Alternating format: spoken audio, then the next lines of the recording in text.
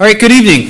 Thanks for coming out to the third annual Patent Wars, Return of the Patents. My name is Nelson Rosario, and I am the president of the Intellectual Property Law Society here at Chicago-Kent. Before we start, I should let you know that we are videotaping this event, so if anybody has any objections, no? Okay, good. So, I want to thank some organizations that made this possible: the Chicago-Kent Student Bar Association, the Chicago Bar Association, and the firm Nairo, Heller, and Nairo. Without them, we definitely would not be able to put this on. I am also greatly indebted to the rest of the board for the IP Society.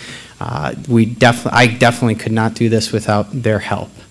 So before I introduce the speakers that we have on the topic tonight on patent trolls, I wanted to share with you a little story. And it's about an inventor who comes up with an idea that is going to revolutionize the world. And instead of starting a company, this inventor gets his patent and he sells the patent to a group of investors who form a company, and then they go out and proceed to start suing everyone in this industry. Those that they don't sue, they secure licenses from. In fact, they actually form together a kind of, for lack of a better word, cartel of the companies that have licensed this invention. And then eventually they run into a company that says no, they're not going to pay. Now this story may sound like something you could read in the news today, in the New York Times, USA Today, whatever. But it actually took place at the turn of the 20th century, and the inventor's name was George Selden, and the invention that he came up with was the road engine. The company that fought back was Ford Motor Company, Henry Ford. So even though we're talking about patent trolls tonight, or non-practicing entities, whatever you want to call them, it may not be that these issues are necessarily new. They've been around for a while, and we've seen them crop up with different technologies as they've kind of matured throughout history. I could be completely wrong, but I'm pretty sure that the speakers will be able to clear things up either way. So I want to introduce, assuming I still have the piece of paper. Thank you. Moderating tonight will be Professor David Schwartz. Professor Schwartz teaches patent law here at Chicago-Kent. And patent litigation, and I think IP strategies. Prior to going into academia, he was actually a partner at an IP boutique here in Chicago. To his left is Gary Cunningham. Gary has been senior counsel at Motorola Mobility for over 20 years, and he's very familiar with that technology space. He's worked a lot on building IP portfolios in connection with the wireless communication field. To his immediate left is Stephen Jedlinski, and Stephen is an attorney at Holland & Knight here in Chicago. He has dealt with a lot of defense work against non-practicing entities, so he brings an interesting perspective. And to his immediate left is Matthew McAndrews, who is a partner at Nairo, Heller, and Nairo, and he has also worked a lot in the internet information law spaces, dealing with a wide variety of technologies. So I'm really excited about the panel we have together, and I hope that everybody finds it interesting and useful. Oh, and if you're getting CLE, your certificate of completion, you can pick up at the registration table afterwards. Other than that, I'm going to stop rambling. So I'll let Professor Schwartz take it away. Okay, thanks, Nelson. I'm excited to be here and to moderate this distinguished panel. So before I take over my traditional moderator role, what I wanted to do was briefly set the stage and just kind of lay out some background for those of you who aren't as familiar. And first what I want to do is lay out just kind of basically what a non-practicing entity is. And so at kind of its broadest definition, it's just any company that doesn't make any products and owns patents and is somehow enforcing them or trying to monetize them. as I've kind of looked at the literature, and I'm like interested in this from an academic perspective, you know, the kind of argument, one of the arguments on why NPEs, or patent assertion entities, or patent trolls, we could use all sorts of different terms, but one of the reasons why they're bad, or bad for innovation, is this idea that there are companies that make products that spend money, you know, trying to commercialize, spend money fighting for market share. And it's not fair for companies that don't take that risk to take money from companies that do take that risk. Now, to be sure, there's a counter-narrative, right? There's an argument that big companies never pay money to outsiders unless they're sued, okay? And so that's kind of like part of the debate. But then as I look more carefully at it, there's like a definitional issue of who is a patent assertion entity. So IIT, Illinois Institute of Technology, they don't make any products. They actually have some patents. There are some people that would say, well, they're not a patent troll. They're not a patent assertion entity because they're universities, and universities, of course, don't make products, but they're socially beneficial. Then there are individuals, and I look, and sometimes people say individual inventors are patent trolls or patent assertion entities, and some people say they're not, right? We have this kind of, I'm not sure if it's a myth, but we have this view in the U.S., this story of the garage inventor that kind of overcomes the odds. And if they're enforcing their patents, we think that that may be good. And then there's others that would say that startups, even when they fail, are you know, entitled to enforce their patents. The investors need to get some money back. And then there's a different argument that I hear people make about why non-practicing entities are bad. And that's the argument that it deals with really non-original inventors, like speculators, people that are buying patents and trying to enforce them. They're not the original inventor, and I think the argument goes, all the money is going to those speculators. It's Wall Street. It's Wall Street that's buying these patents. They're paying the inventor like pennies on the dollar. They're making millions from it, and that's not fair. And there's a counter narrative here, right? The counter narrative here is that there are specialists in enforcement, there's intermediaries, that's how the market works. We have ASCAP in the copyright world, and they, you know, they don't make any music, but they help license things, and that's a good thing that keeps costs down. And so that's kind of part of the debate, is whether it's all inventors or whether it's just that don't make products, or whether it's just people that are buying patents from others. There's one more thing that's part of the debate, which is some people would say that a troll suit is one that's frivolous. Okay? It's not just who the patent owner is, but it's the fact that the suit is meritless or likely meritless for some reason. And the story is that what these entities are doing is they're picking on small defendants that can't afford to litigate, and patent cases cost millions of dollars to litigate. And they're asking for like kind of small settlements, knowing that there's no recourse for the small defendant, and they're preying upon the weak. And so that's also kind of part of the discussion, but I notice that when I see articles about this, like people are a little bit slippery often on what the definition is. Now, I'm interested in data, and so there is some data out there that shows an explosion of patent assertion entity litigation in the last few years. This is something that I've been particularly interested in. I've done some research into this, and I believe that most of those studies are flawed in that they fail to account for the joinder rules with the America Invents Act. And so that's just from 2010 to 2012. There's about the same number of plaintiffs and about the same number of defendants in that period.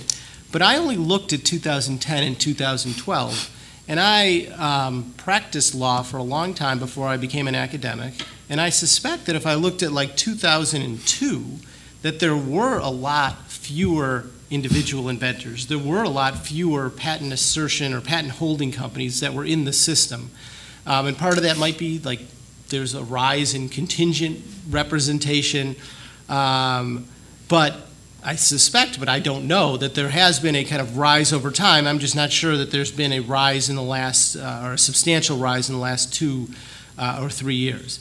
The data also, there isn't really good data on the merits and on this question of like whether the suits are frivolous. One other thing that I think is important is demand letters, right? So there's a lot of stories about letters that are sent outside of litigation. Those are really hard to measure, and there isn't really good data available on how much demand letters that are sent outside of litigation. So before I get to like kind of what's going on now, I do want to say that I think there's this patent assertion entity and non-practicing entity issue doesn't affect all industries the same. It seems to be more focused in the kind of high-tech IT and e-commerce space. Okay, and so when I look at it in the studies that I've done, when we look at it, there seems to be in like the pharma and the medical device industry not very many lawsuits that are most of the lawsuits are initiated by operating companies. But in the IT space, we have a majority of the suits that are actually brought by non-practicing entities of one sort or another. Some by patent holding companies, some by individuals, some by failed startups, some by Acacia and other like large patent aggregators.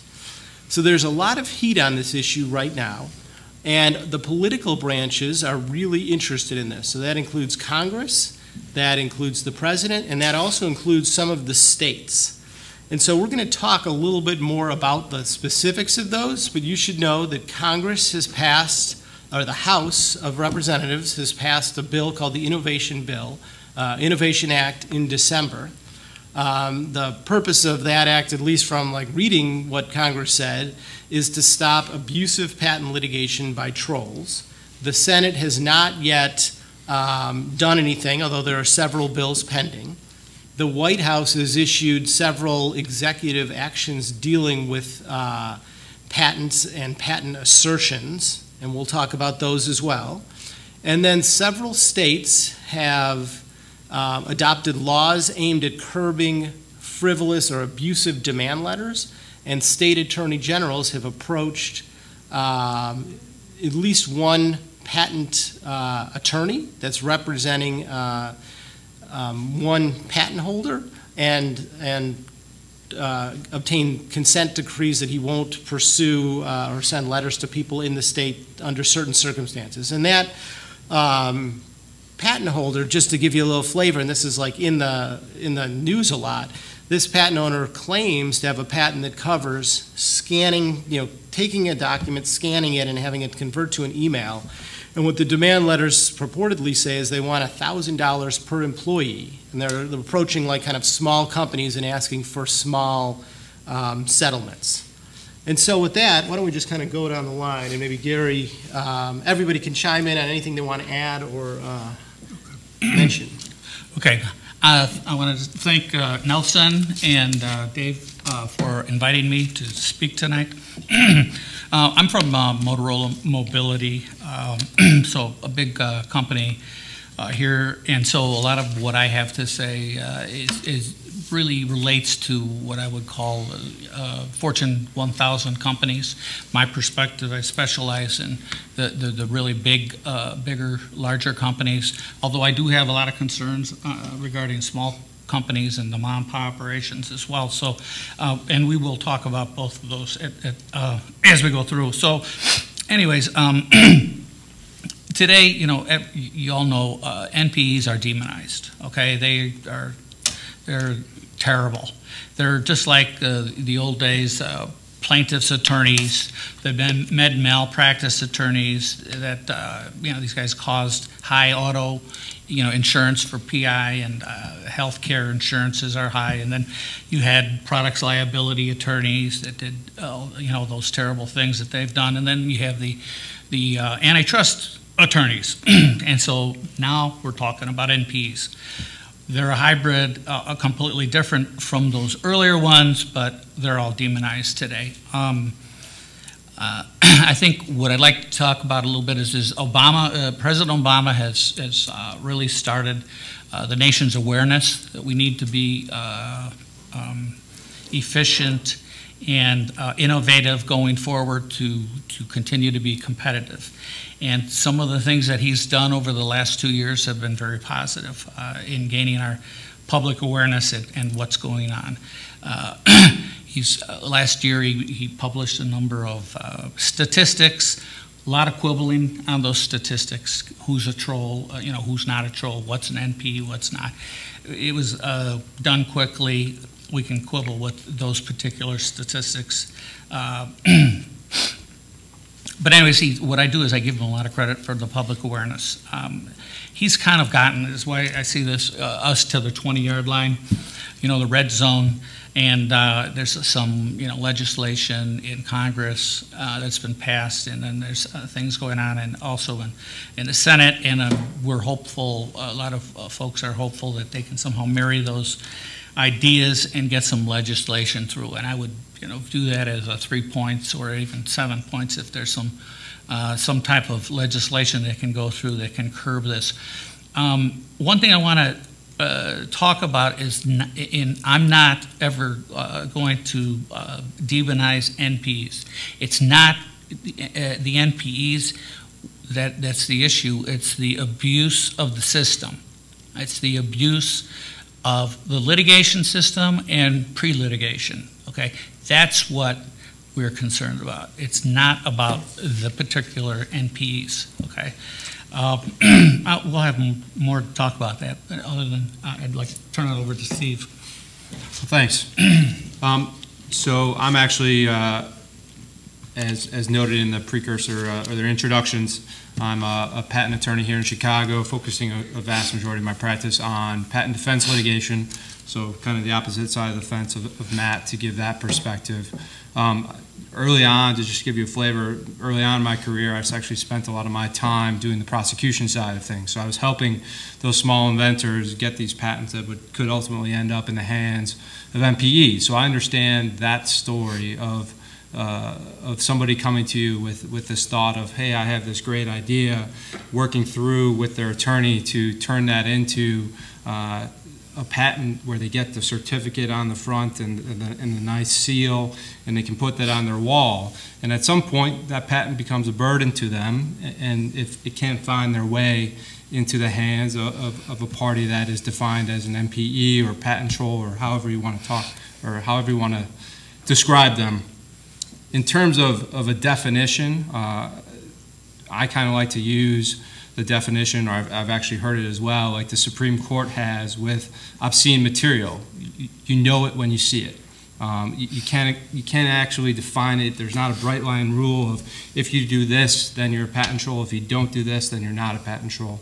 You know, when we're counseling clients and kind of advising them of whether or not they're facing a suit from a patent troll or an NPE, it's pretty clear. It's not a tough question for us to answer, and unfortunately it's hard to give you concrete examples as to what category they fall into. So from a definitional issue, that's kind of how we take it from our side of the practice. In terms of the statistics, I agree. I don't think they tell the entire story. You obviously had that spike pre-AAA in view of the joinder issue, where you see the numbers of filings increasing. However, if you do look over that greater term, it doesn't look like there's that great of a trend. But I can tell you from counseling clients that the number of letters have increased dramatically. We've had clients, especially in the retail space, that never even had heard of a patent. A grocery store chain or whatever it may be, a hotel, never even heard of a patent, and now today they're receiving a letter or more a month from somebody knocking on their door saying, hey, because of the system you've implemented, because of the search functionality on your website, because of the if you like that, then you like this feature, you owe me X amount of dollars. I can tell you that that number and the number of phone calls I receive about that has increased dramatically. Thanks, Steve. On behalf of Gary and Steve, I want to again thank Professor Schwartz and Nelson Rosario and all of your fellow students, Nelson, for hosting this, this panel discussion. This is, to be sure, a timely and an important issue. I'm also pleased, and I have to extend another thanks, David, to the program. I took a look at this, and it's Patent Wars, and I see that I'm starring in this, but it's not as Darth Vader. And that was Nelson. That's Nelson. That's Nelson. Thank you, Nelson. And Chicago-based Nairo, Heller, and Nairo is not the Empire. some of the younger students are probably laughing and saying, get with it. It's Darth Maul or whoever the newer characters are. To give you some context, and I think part of the reason that I was invited to speak on this panel, first of all, I know Professor Schwartz. We've spoken a number of times on the phone. I've seen him across the country at various discussions, similar discussions, important discussions on where we are as a patent and innovation community and where we're going from here. So thank you for asking me to participate in this. My background for the last 18 years has been that of a patent litigator. I spent my first 10 years, including 3 while I was clerking in law school at John Marshall, at the Chicago-based firm of McAndrew Malloy, just a couple of blocks from here. And I know a couple of my former partners are adjunct professors here. I then got the itch. I wanted to explore the other side of plaintiff side work. I wanted to meet some of these garage inventors that Professor Schwartz referred to, some of the moms and pops, the small to mid-sized companies, and see what it would be like to actually take a stake in the potential outcome of the cases, a very immediate stake and a substantial stake in many cases in the outcome of the cases on which I worked. And so I crossed the river and joined on with Ray Nairo and Nairo, Heller, and Nairo. And I've been there. April 1st will be 12 years for me. And it's been a very good 12 years. I know one of the things that David had asked us to give some thought to is how do we perceive patents and patent litigation from our own perspective. Obviously, given the background that I just shared with you, my perspective is kind of unique. And I promise I won't get too much into the weeds, but the last 5 or 6 years have presented some serious obstacles, not just to patentees, but I believe to innovation. And I'll quickly tick off my list again, abiding by my commitment not to get into the weeds. The Supreme Court's decision in eBay and Merck Exchange effectively took away the right of a non-practicing entity to obtain injunctive relief, which is a statutory remedy under the patent law. One that sounds inequity in litigation, but nonetheless, it took away a right that we had otherwise had for our clients. At Nairo, we do, by the way, represent non-practicing entities. I would say that my case mix is 90% patent litigation in the federal courts, of course, that's exclusive jurisdiction. Probably 50% of my caseload is on behalf of what we would call non-practicing entities or patent assertion entities. And I represent those clients. Is that different than individual inventors? Are you distinguishing between those? Well, let's go to the definition. I would say, David, with respect to the definition or the varying definitions that you offered, that it's some of all of the above, if that makes sense, in terms of how you define patent assertion entity. It's a shifting context. I think at the end of the day, the litmus test must be, and I think Gary posited this, a frivolous lawsuit. Rarely do you get 3 attorneys from competing backgrounds, and when I say competing, I mean literally. I mean, that's how I met Steve, and although I've not opposed Gary, I have certainly opposed the Motorola entities in litigation. The one thing that I absolutely agree with my colleagues on is that we want a robust patent system, and we do want an even playing field. We don't want there to be stark advantages for people who can game the system or take advantage or pick on folks who can't defend themselves in the case. I think the ultimate issue, and I was talking to Gary out front about this, is we agree on the there. It's how do we get there? And I think that's part of the importance of the discussion that Professor Schwartz has put together. Some of the other obstacles, just to give more context, I mentioned the eBay anti-injunction case. We then had KSR in 2007, where the Supreme Court effectively made it much easier to invalidate an inventor's patent based on the concept of obviousness. In re Seagate is an opinion that came down by the Court of Appeals for the Federal Circuit. To you students out there, practitioners will know who the Federal Circuit is. That is it used to be the de facto court of last resort for many patent issues. That's no longer the case. As I just mentioned, frequently patent issues will now trickle up to the Supreme Court. And in Seagate, the Federal Circuit took away or significantly curbed the right of inventors and patentee companies to obtain damages, enhanced damages for willful infringement. And under the Patent Act, a judge in his or her discretion could treble damages up to threefold in the event of willful or intentional infringement. That is no longer available, or it is certainly a much higher hurdle these days. So I ask you to bear that in mind as we delve into this discussion about evening the playing field. On the one hand, the sole inventor, the small to mid-sized company. On the other, the Fortune 500 or Fortune 100 company that may be the competitor in that litigation.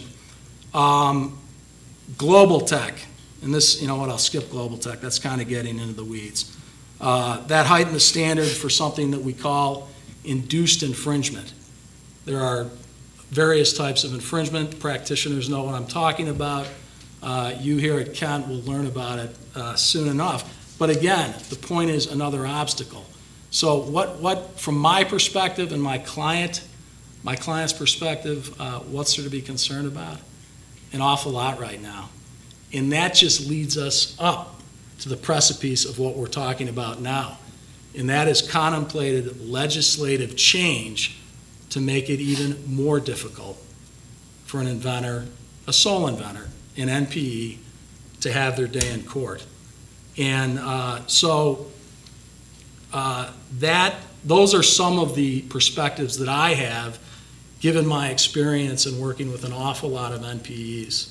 And I would mention that the work that I have done, I'm very proud of. I do not, for 1 minute, ever want to engage in a shakedown. I don't want to subvert the system. And I think certainly at my firm, my colleagues feel the same way. And with that, I'm sure we're going to have a spirited debate. And thanks again for having us over here. Great, great.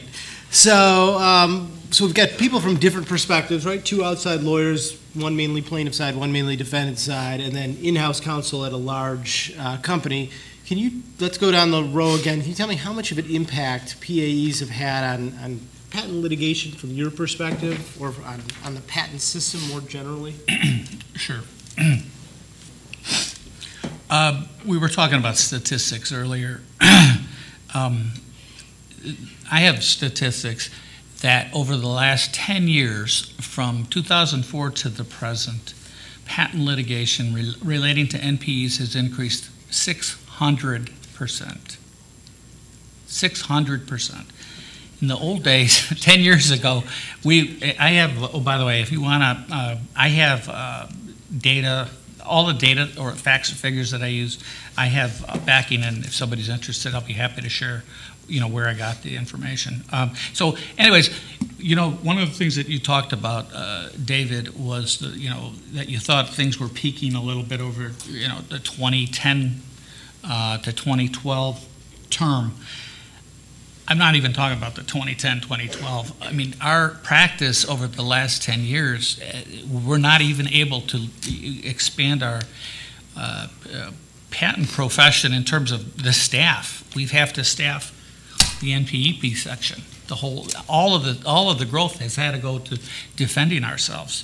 So it's been quite an amazing change over the last few years. What's the most concerning is not those statistics. What's the most concerning is that there's over $20 billion earmarked by the major mega trolls, mega NPEs. There's sunk costs to monetize their patents, okay? So if this just as a hypothetical, let's say the law changed tomorrow, and there's all kinds of changes. Those investors, the people, you have this venture capital business model. The NPE venture is a venture capital model. They buy or license a patent portfolio, and they assert or license. Okay, they monetize. They have all of the larger companies have $20 billion earmarked. So they've already bought these. There's $20 billion out there to spend on litigation. I mean, it's incredible. Those numbers are incredible. There's such a pipeline that this is going to continue on for many, many years. And it just keeps companies, the larger companies from being able to really focus on innovation. And we're spending all of our time and effort, not only lawyers, but technical experts, et cetera, having to fight this. So we think that there's an unfair business model and an unfair playing field. And one of the reasons it's so unfair is it costs. There's a model that shows that it costs us 3 times what it costs small NPE firms to take a case from start to trial. This is just a small case, and it's a model. It costs us 3 times that. So that's an enormous unfair advantage. And at the end of the day, if they lose nothing other than their $1 million. So why is it 3 times? Is it just because an NPE has no documents, and so the discovery obligations are asymmetrical? Correct. Is that it? Yes, asymmetric. So they don't have what I say is they don't have a lot of skin in the game. So at the end of the day, it is a shakedown. It's not as bad as a shakedown as the small mom and pop operations that get possibly shaken down for $1,000 or a couple $1,000.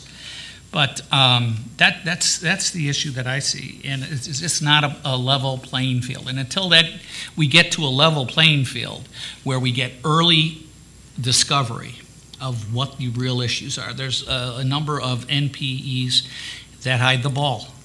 They assert a number of patents, and it takes you several months to find out what are the real ones, the ones that are really the key patents, and the others that are just throwaways, okay? And in the meantime, we've spent enormous amounts of time and effort going all over the country doing discovery and depths and taking, all of that, and, it's just a really bad diversion of what we need to do. So that's sort of the position that I have, and that's why it's such a problem. And that's why, a number of people think that fee shifting would be an appropriate thing. Better discovery rules, faster discovery rules, have the claim interpretation done real early on, so we can ferret out these, the 1 or 2 real patents that are an issue, and focus on that going forward. Okay.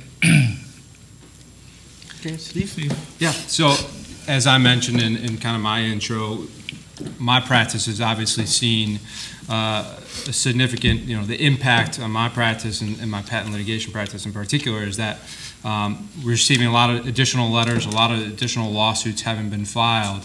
And the difference between a PAE suit or a PAE suit and a competitor suit is there really is that asymmetric, not just in terms of discovery and those issues, but in the terms of how to come to a resolution of the case.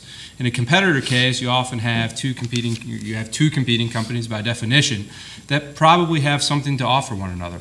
Whether it's each side has a particular patent that they can offer or license to the other side, or they can enter into some sort of joint development agreement, or they can essentially have a walkaway and say, you don't enter my space and I don't enter your space. That doesn't exist in NPE litigation.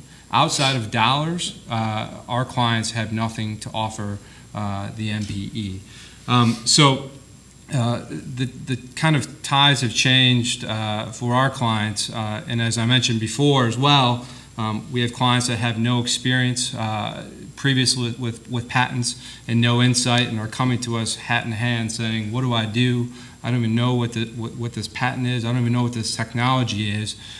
This is something, you know, I purchased from a vendor, I picked up off the shelf, and I plugged it into the wall in my hotel, and now I'm getting slapped with a lawsuit. So it's definitely different. You don't have necessarily two savvy technical parties involved.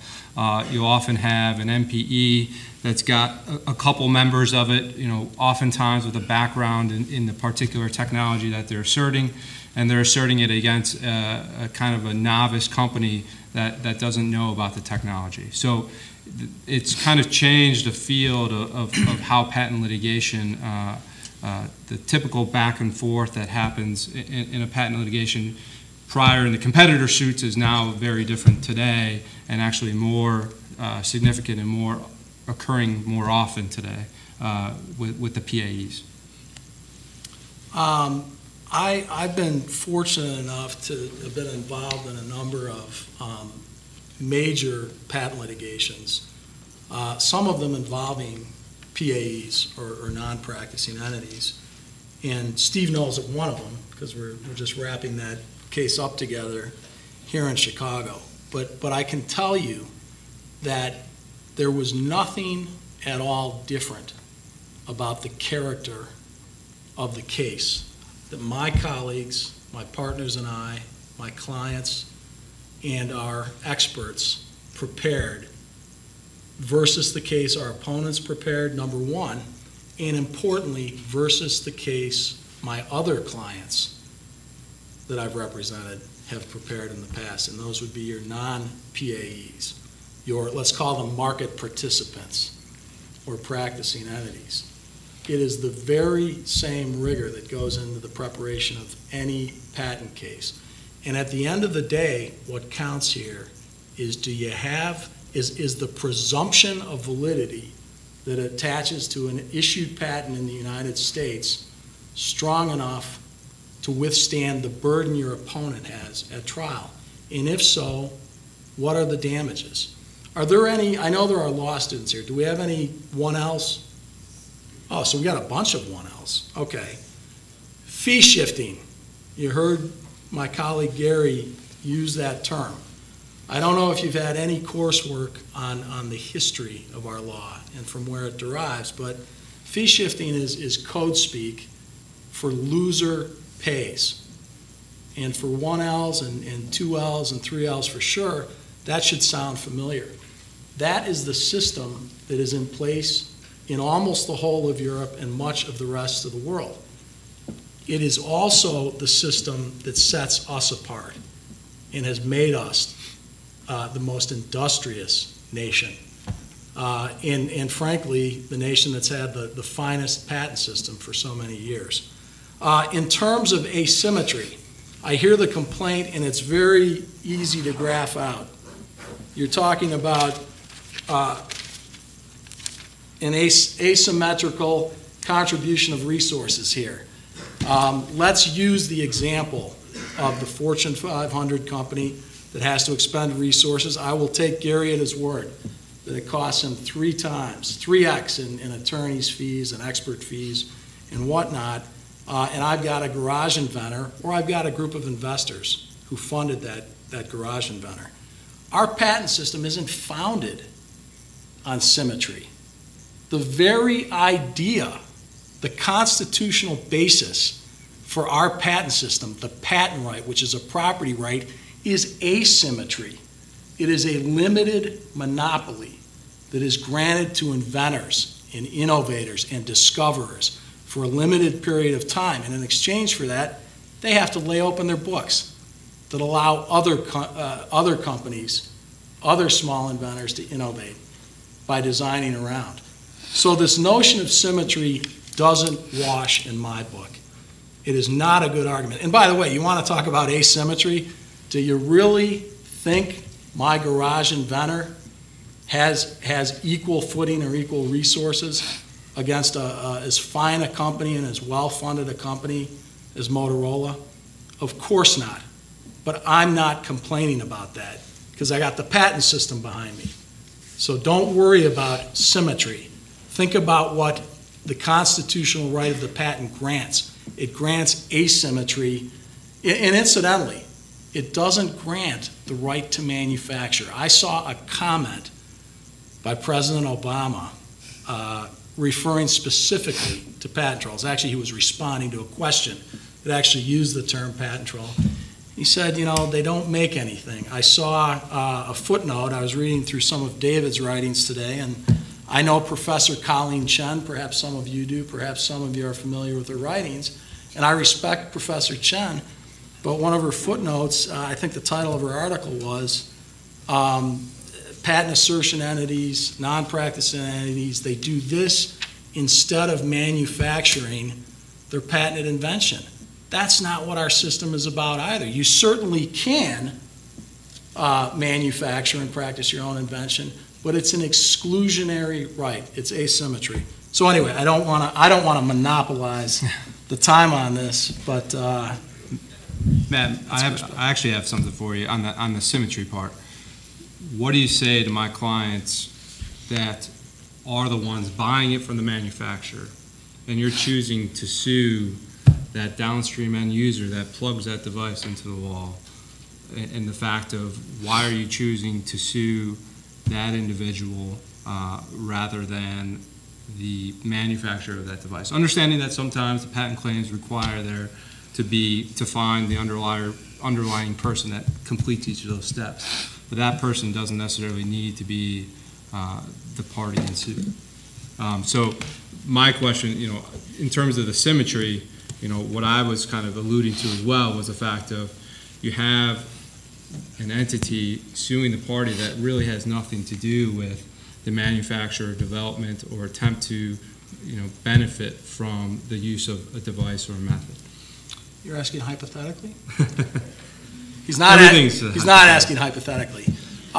Steve's question is a good one. I think it's one of the things that Professor Schwartz is going to hit on later on. I got to see an advanced copy of his outline. One of the things in the proposal... Everybody saw the same. Oh, everyone got to see it. Joke's on me then. But the issue of customer or end user stays pending resolution with the manufacturer. Steve's point is a very good one. In the instance that he's thinking about, believe me, we thought long and hard about that issue, and here is the answer. I mentioned during my opening comments the difficulty that patentees and patent owners have been faced with over the past 5 to 6 years. One of those was the Global Tech case that I didn't drill down into the weeds on, but that has to do with a changing standard for something that is called indirect patent infringement. It is much harder now to prove that Motorola or Cisco or Netgear are indirectly infringing by virtue of their customers, the end users, direct infringement of a patent. Now, that sounds very weedsy, and it is, but from a legal perspective and an economic perspective, it is all the difference in the world.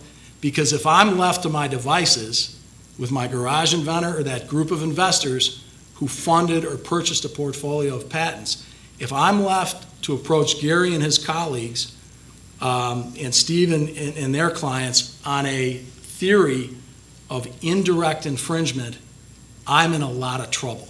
And I can tell you my partners are in a lot of trouble because of our model, the way that we represent these clients. That's not a good answer. Look, we don't want to be mired down in the weeds dealing with dozens or hundreds or thousands of end users or customers. Again, nobody wants a shakedown. At the same time, you're going to hear the larger companies who were big proponents of the Global Tech rationale say that they don't even want to discuss the issue of assuming liability for their customers' direct infringement. In fact, in the case that we're talking about here, it's the Innovadio Wi-Fi case, and there are published opinions. Judge Holderman's penned a few. We made an offer very early on in the case that would have gotten all the customers out. And the quid pro quo is precisely what I just explained to you. You cop a plea. You cop liability for your customer's direct infringement, and they are out of the suit. That's a very easy solution. What is the long-term solution to this? I don't know. That's the practical problem that patentees in general are faced with on the issue of direct and indirect infringement. And again, indirect infringement is a dying remedy. It's virtually impossible to prove right now. Global Tech is the case, by the way. 1 L's and even 2 L's. Read that at your leisure. Is that direct enough? It wasn't a yes or no. I'll get you a yes or no next time. All right, so let's talk about fee shifting, right? So that's in one of the bills the bill that actually was passed by the House of Representatives. The normal rule, like under the patent laws, as they exist today, like that bill is in law. Patent litigation generally corresponds to the normal American rule, so everyone pays their own attorney's fees. The case law and the statute actually currently says that in exceptional cases, the court can award the prevailing party their attorney's fees, and that's been done pretty rarely. The Supreme Court today heard 2 cases that involved that issue, and so that might change slightly. But the Innovation Act changes that, and it creates a presumption that there's fee shifting to the prevailing party. And that applies to NPE cases, and that applies to non-NPE cases, and it applies to plaintiffs, and it applies to defendants. The statute is, as drafted that the House passed, says that that presumption could be overridden if there was, if the position of the losing party was reasonably justified. And so I'll tell you, that's not language that's used in a lot of areas of law, so there's going to be tons of litigation about what that is. That's good for all you law students. But I'm interested in you guys' view on whether that's like a good solution, a bad solution. What do you think about that, and what tweaks would you have? I guess what I would say is I'm interested in leveling the playing field. So whatever that entails. I mean, I would, I don't know if that will ever pass. I don't know if we'll ever see any litigation in the next 6 months. I don't know. The earlier AIA took 6 years, I think, to get through. What I'm interested in is, if it's a compromise, that's wonderful, is some type of fee shifting to level the playing field, so that it, it addresses the inequity, or the model that I spoke to earlier. Yeah, in speaking with some of our clients and our experiences, fee shifting in principle and in the idea of it sounds great. In practice, I don't think it quite works as well. Oftentimes, we've talked to some clients, and the fact that they may get reasonable attorney's fees, and remember, reasonable in the court's view is very different than what Matt and myself think as practicing attorneys would be a reasonable fee based on the time that we spent. But the potential to get reasonable attorney's fees after a protracted 2, 3, 4 years of uncertainty, if you have to proceed through the district court, go up to the federal circuit, come back down to the district court, and finally be successful in your claim of invalidity or non-infringement. That's a lot of time, energy, effort for my clients as defendants to be mired in, and that kind of stick at the end of receiving attorney's fees when talking to them doesn't seem to really be the answer. Another issue from our perspective with this is that the more sophisticated NPEs and PAEs, they're going to find a way out of this litigation before it gets to that point. So our clients are going to be left spending money, time, and effort trying to defend this case and put forth their arguments and getting their experts on board. And at some point, the NPE or PAE may become reasonable or give a dollar amount that makes business sense, and our client will actually give in and be willing to settle that case. At that point, rather than to spend that additional time, energy, and effort to get to the end of the road and potentially obtain a portion or reasonable fees associated with that, which after a long period of time could be a fraction of $3 or $4 million. What do you think, Matt? Does this have to be a yes or no? No. Okay. So my clients come to me, and they've got 5 patents, and they're issued U.S. patents, so right out of the chute, I know these things are presumptively valid. My partners and I and our associates, we due diligence these patents, and we think that they are incredibly robust in terms of validity. We go out and we perform our own prior art search. We're comfortable with the validity of these patents, but it gets better. Our client has identified for us a list of 12 infringing companies. And just for some color here, I'll say that one of them is a Fortune 50 company.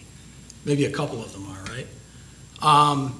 And our client, who has a bit of a technical background, but not much, comes in and sits down with our engineers, and we map out claim charts that fit like a glove on the system that's being sold by the Fortune 50 company and other competitors in the marketplace. We like the case. Reasonable, absolutely. Presumption of validity, yes, of course. Good faith claims, definitely. But then it's time to talk turkey. And our client says, well, we've got a good faith, reasonable basis to bring suit. We've got a presumptively valid patent. No, in fact, we have 5 of them. But what's our potential downside? Oh, you know, I didn't think you were going to ask me that. The potential downside is that you're going to have to cut a check to Gary Cunningham and Motorola for $3 to $5 million bucks.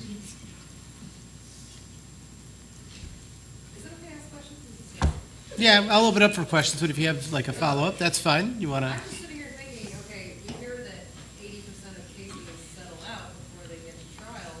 How does that, do any of you have any stats on how that compares for patent litigation? I think it's, yes, it is very similar. I think the statistic we usually abide by is fewer than 3% of cases go to trial. It's a little bit different at my firm because of the nature of our practice, but we are still in the, in the broader market, and I think that that's largely the case. Now, for someone like Gary or Steve, it's what we do every day. They are always in litigation. I remember I was at a deposition out at Preston Gates. Bill Gates' father was a masthead partner out in Seattle. And I said, I'm here for the Microsoft deposition. They said, which one? I said, oh, it's the patent one. And she said, oh, it's the patent one. There's 8 of those.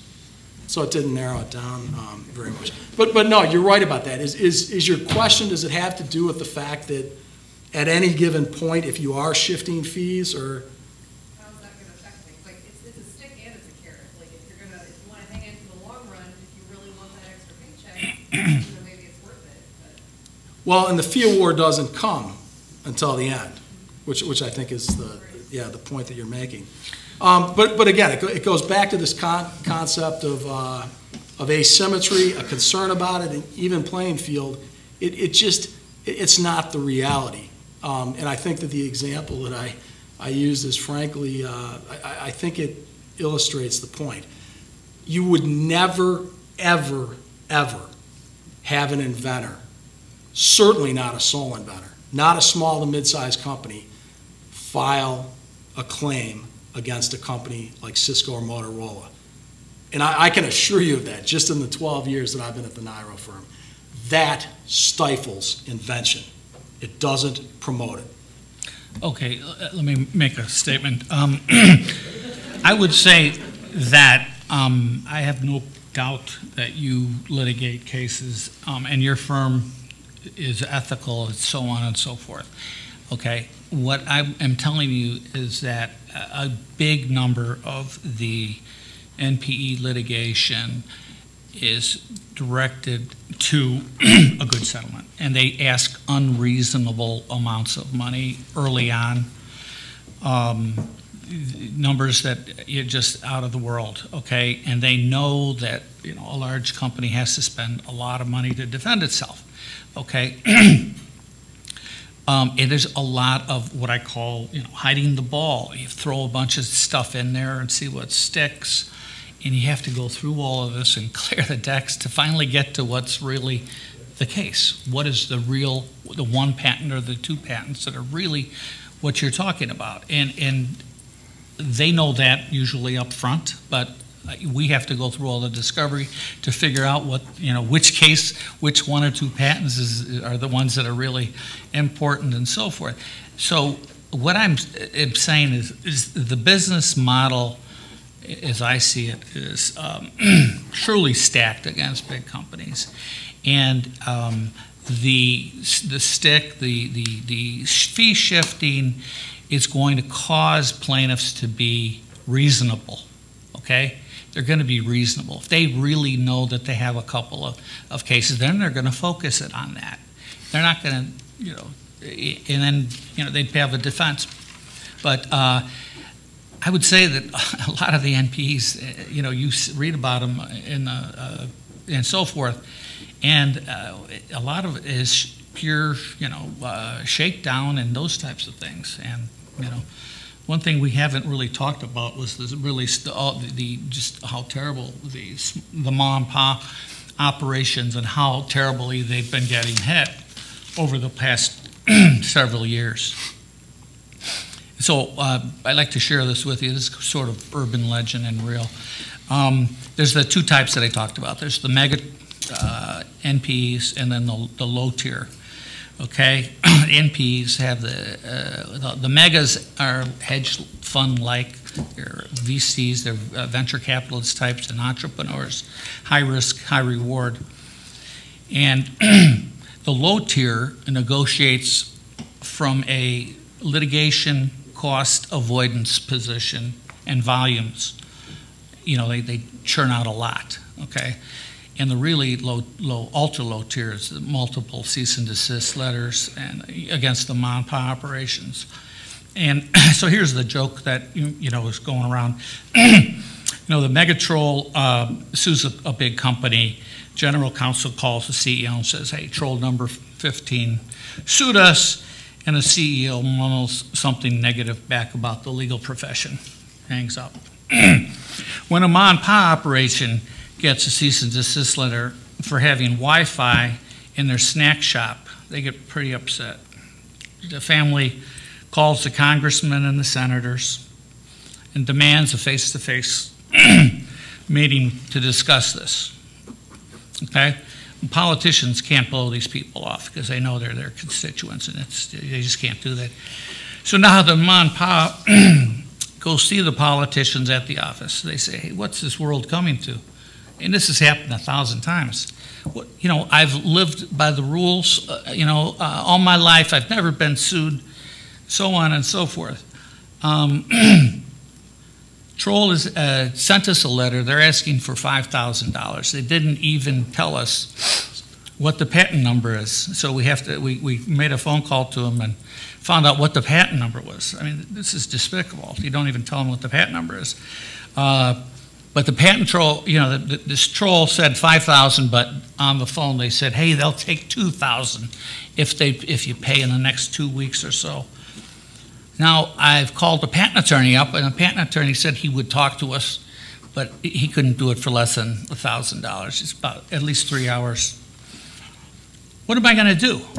Am I going to pay the patent attorney $1,000 and still have the issue? Or am I going to pay $2,000 to the NPE and get rid of the case? This has happened thousands of times, okay? This is terrible. And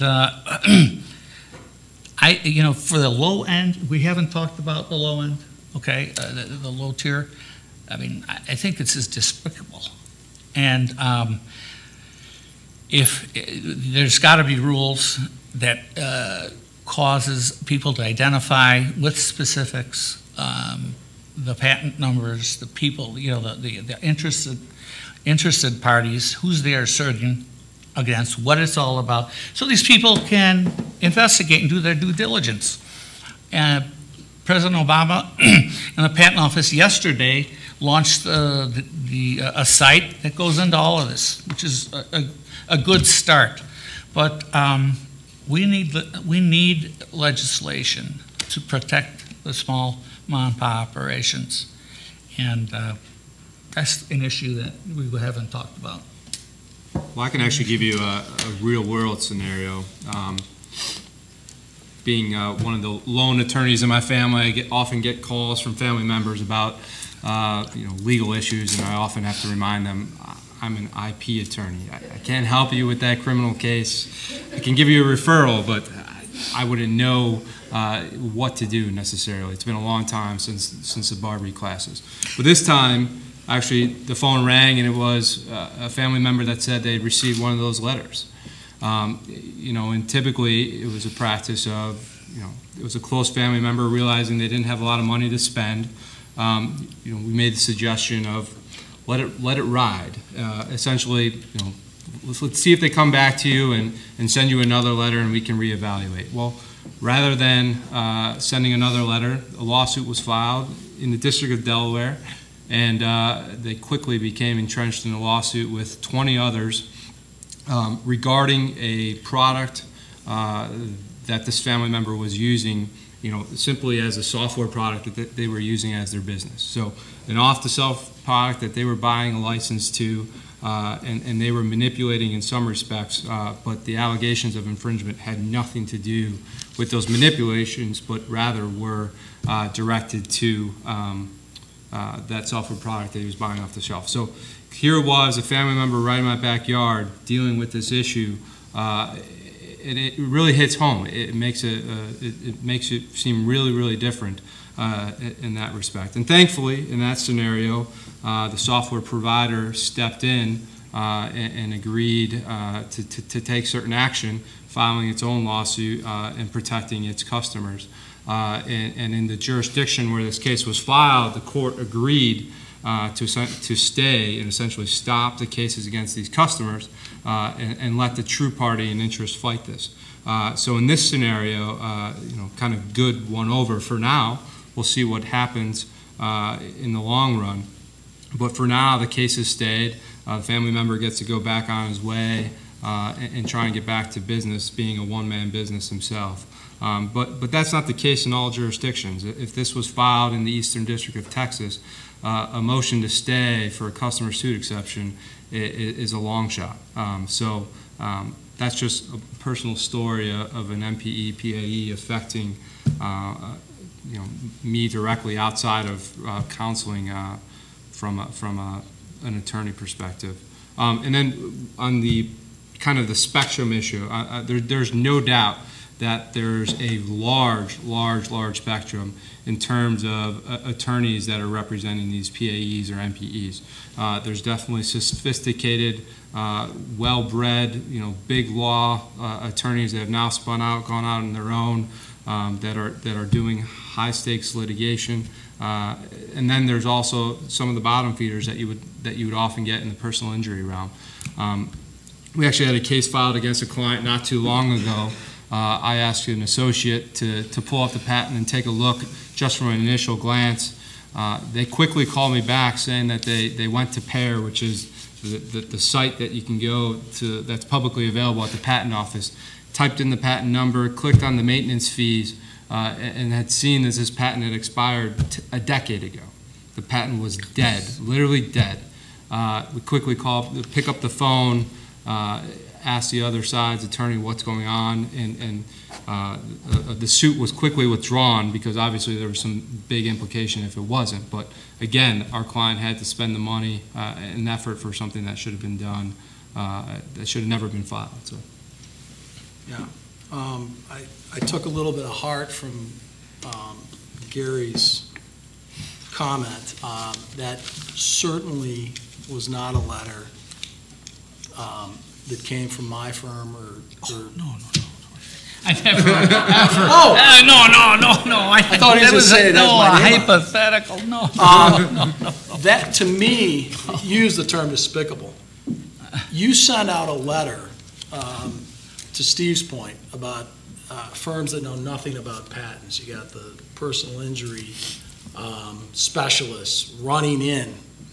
There's a feeding frenzy. They think they can make some money in the patent area. But to send out a letter, first of all, without a patent number on it, that's a call in my book to the ARDC.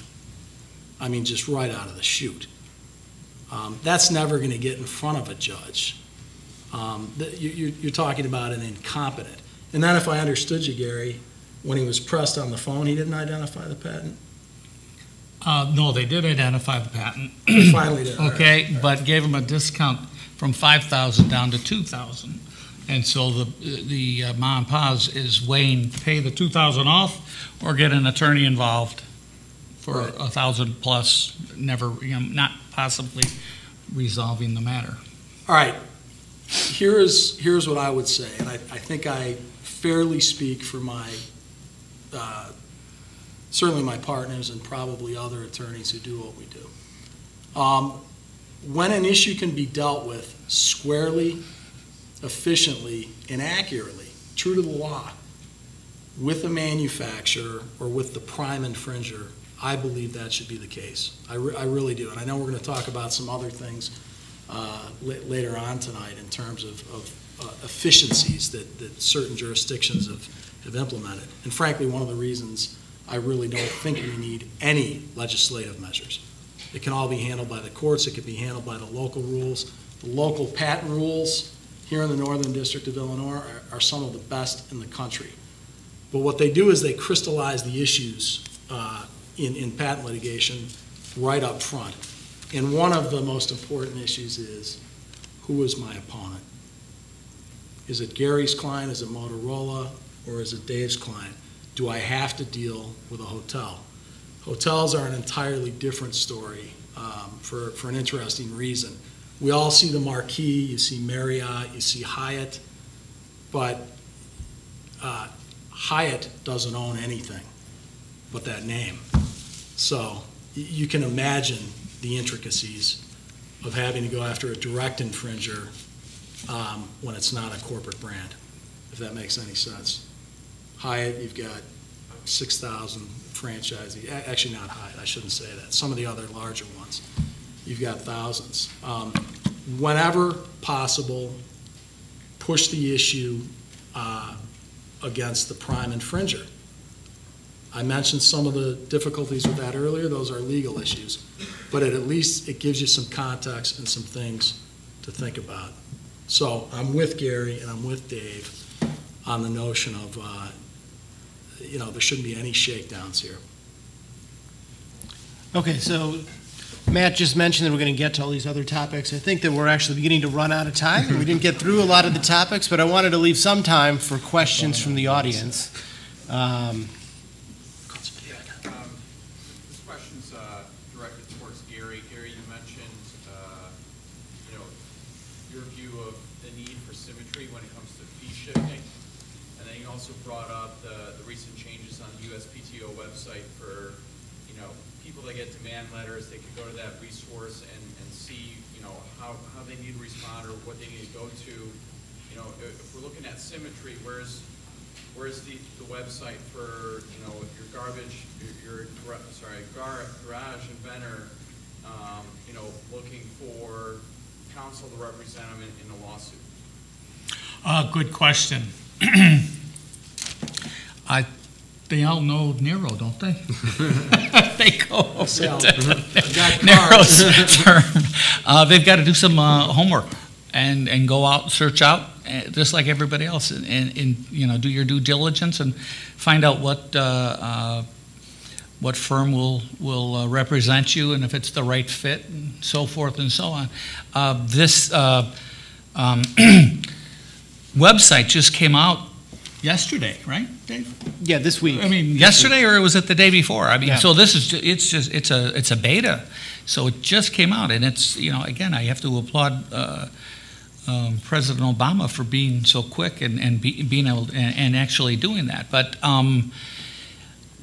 so there's some symmetry, but I mean the hypo that I gave you about the shakedowns, there's no comparison. I think the shakedown type of an arrangement versus somebody going out on their own, looking for a patent attorney to represent them to assert a patent. I mean, I think those are vastly different scenarios.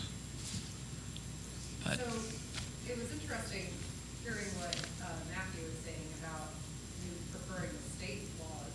I'm still a pretty new attorney, but something I've really noticed the difference in is the fact-fled complaints versus the federal fact complaints. And I wonder if a lot of your issues with these shakedown evil patent trolls would be remedied by making exclusion for patent infringement cases to be fact-fled cases instead of, just fled cases. Mm-hmm. You have regular titles.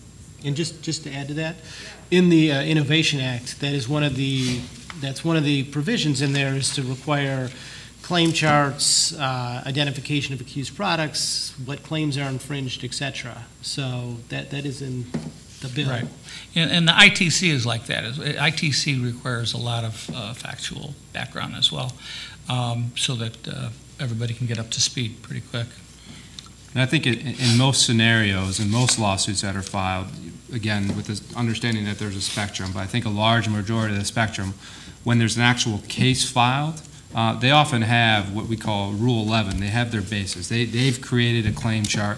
They've mapped it out. They may not have shared that with the defendant yet, but they at least have some idea whether or not it's a reasonable argument in anybody's mind. That's another question. But they've at least set forth some basis as to why the claim limitations are infringed by our client's product. Is it Gwen or? Jenna. Oh, Jenna, I'm sorry. My eyes are getting bad. Your point is a very good one. What we're talking about is really, if not a heightened pleading standard, it's telling the other side what your case is all about with specificity as soon as possible. Our patent litigation, our cases are dictated by the Patent Act. It's all federal. It's exclusively federal. What I was referring to are actually, it's even better than state. It's our Northern District of Illinois here, the federal district, and their local patent rules, because the judges and the chief judge and the committee, they have the latitude to promulgate rules that facilitate the efficient prosecution of cases in their district. And for example, at least on paper, until I get a call from Dave saying, hey, can I have a 30-day extension? At least on paper, in the first 6 weeks after I would file a complaint against Dave's client. Steve's first. Geez, I keep saying, we're laughing about that Yeah, we were. earlier today. Steve, Professor Dave, or Motorola, a lot of things would be set in motion. Number one, we would exchange initial disclosures where they would have to give me sufficient documents to really look under their hood. That's important, because if I thought I had a good faith basis, that client I was talking about, but I look under the hood and things are not as I believe them to be, Gary's not going to see me for the next 24 to 36 months. I'm going to tell my client we've got a full 10. We were wrong on this one, and that happens sometimes. The next thing that will happen is, on the defendant's side, they've got to come forth with all of the prior art. We call it prior art. It's what came before the critical date of the patent, what can potentially be used to invalidate. They've got to show that, and then finally, in that same 6-week time frame, I've got to provide detailed infringement contentions with what we call patent claim charts, the same type of thing that we've got to do in our due diligence to meet the Rule 11 requirement. This is all very, very early on in the litigation.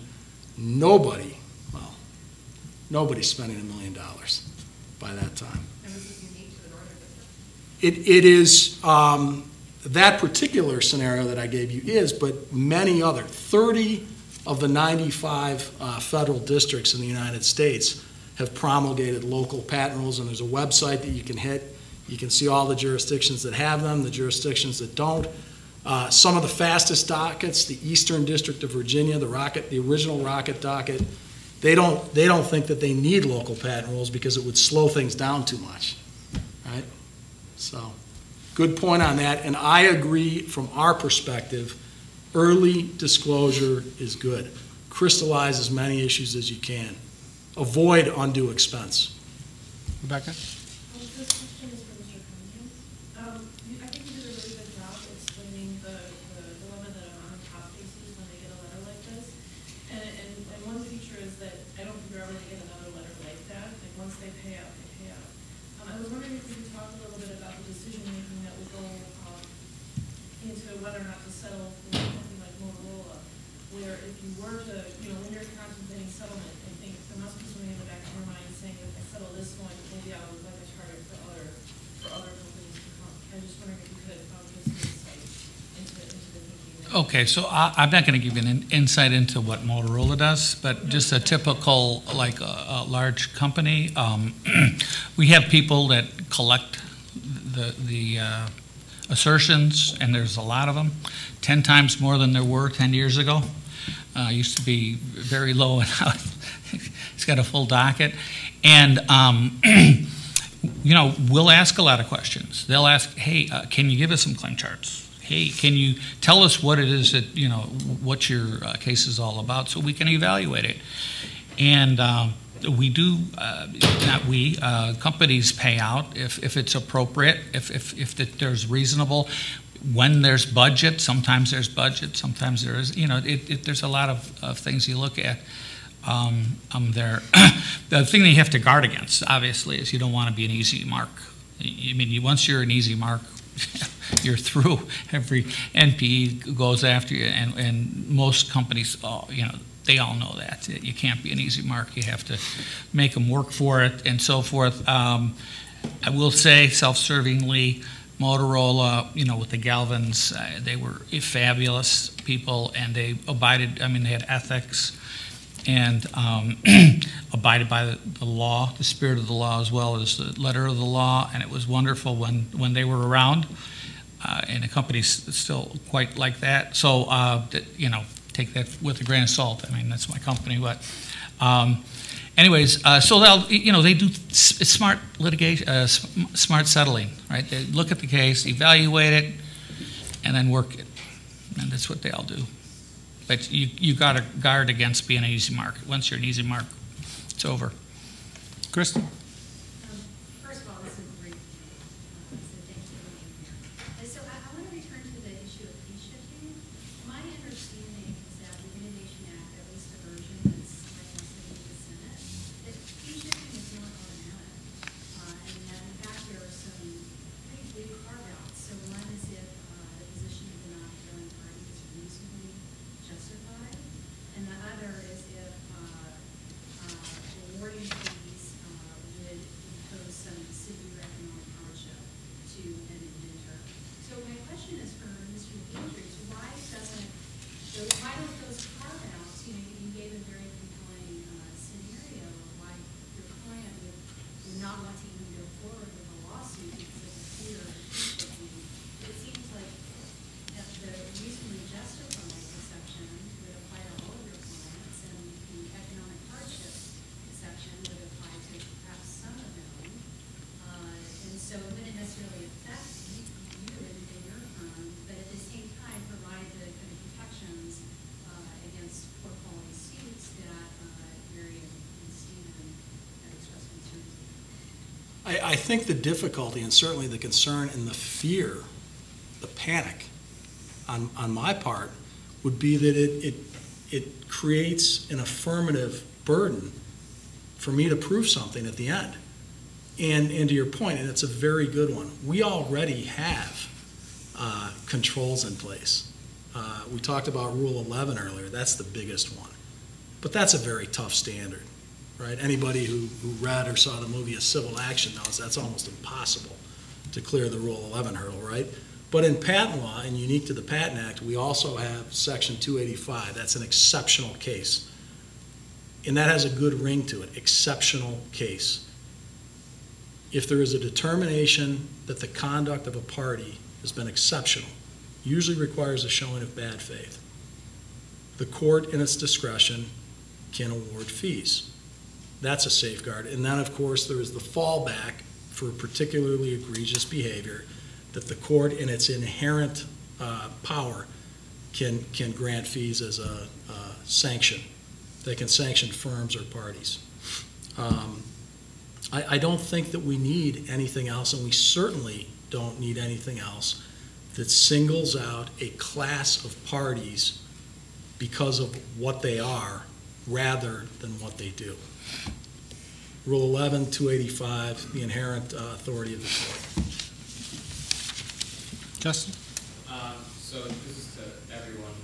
The President came out with new executive actions to enhance the prior art that's available to make it more available to parties. How much of this do you think is just bad patents out there that are being, granted that really should not be granted in the first place, and then NPEs are picking them up and asserting them against other parties? So how much do you think it's that as opposed to just too many people out there who file lawsuits? Well, again, I think it falls on the spectrum.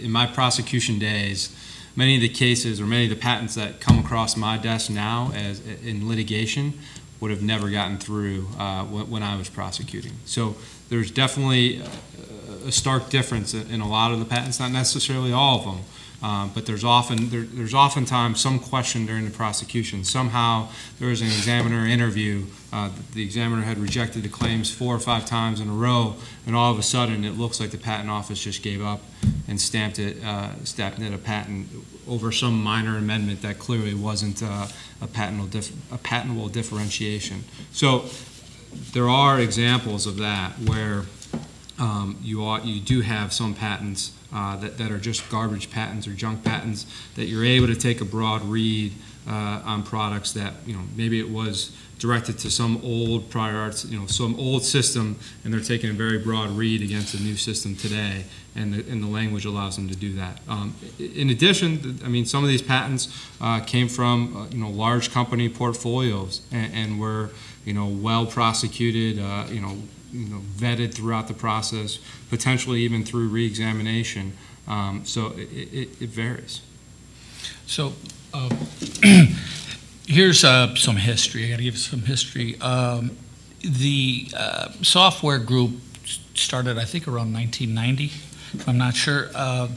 And there's been a lot of patents that have issued, and people feel that they're too broad.